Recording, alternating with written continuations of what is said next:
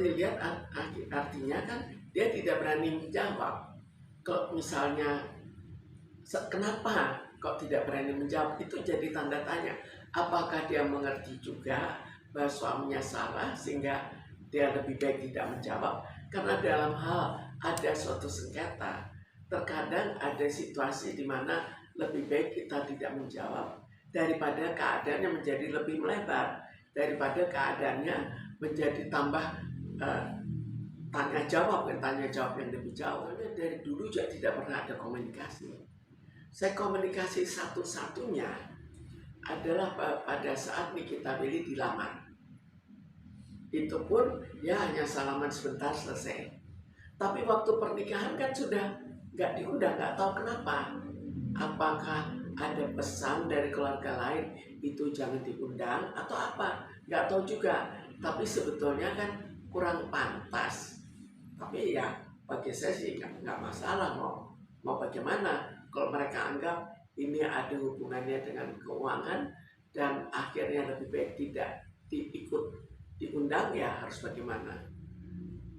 Atau mungkin ada pihak yang takut kalau saya mengutarakan masalahnya, itu kan nggak tahu semua masalah.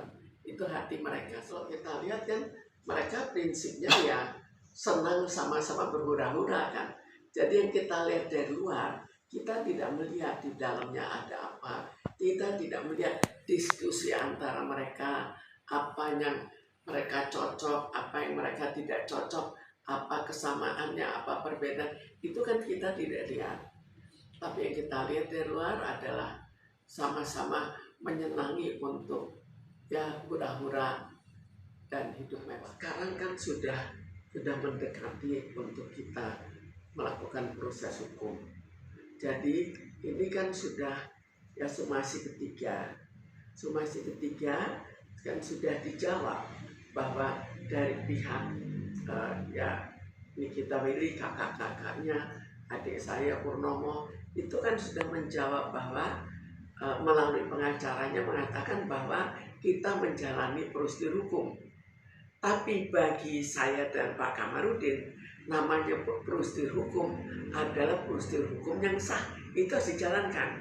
Bukan prosedur hukum yang tiba-tiba saya tidak diundang, kemudian tiba-tiba saham saya hilang. Apakah itu prosedur hukum? Jika itu prosedur hukum, maka menghilangkan atau mencuri saham orang di negara ini menjadi supernal. Kita boleh membuat suatu akte tanpa orang yang berkepentingan, kan semua bisa diambil alih hanya dengan cara itu. Itu pun kalau itu dibuat, kalaupun mereka mungkin kurang pandai atau apa, tapi mestinya kan jelas sudah begitu banyak bikin akte, jadi tidak ada hubungannya dengan kurang pandai. Tapi yang mereka kan juga tahu kalau misalnya saya sebagai pemegang saham, mestinya aktenya diberikan. Akte tidak diberikan, dibuat secara rahasia dan sampai lebih dari 10 tahun tidak pernah diberikan ke saya, sehingga saya sendiri juga tidak pernah tahu. Bisa dibayangkan, terakhirnya ada yang menanyakan, kenapa kok nggak digugat sebelumnya, kok bisa lebih dari 20 tahun. Sekarang kalau saya tidak pernah bisa tahu, masa saya gugat? Kita kan menggugat bahwa kita tahu, oh ini harta saya dicuri. Nah di situ kita baru mulai menggugat. Setelah 12 tahun, saya akhirnya tahu karena harus menyesuaikan dengan undang-undang. Karena mau jual saham. Jadi seandainya Bluebird ini tidak go public, maka saya tidak pernah akan tahu seumur hidup bahwa harta saya sudah hilang. Itu saya serahkan pada pengacara saya, Pak Kamarudin. Pasal berapa? Karena di sini jelas menghilangkan aset saya kan. Sekarang kita lihat ya, saya bukan melihat dari segi niat atau bukan niat, tapi saya lihat dari segi apakah mereka berniat. Kita lihat Pak Kamarudin memberikan kesempatan sampai 3 kali dan sekarang 4 kali malah, karena menjawab dan akhirnya dijelaskan kembali oleh Pak Kamarudin. Ini bukan prosedur hukum karena keluarnya sebagai pengurus. Kenapa sahamnya semuanya hilang?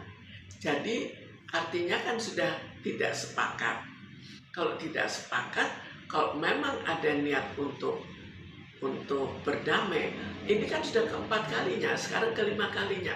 Jadi sekarang sudah mentok sekali karena kita sudah memberikan kesempatan lagi.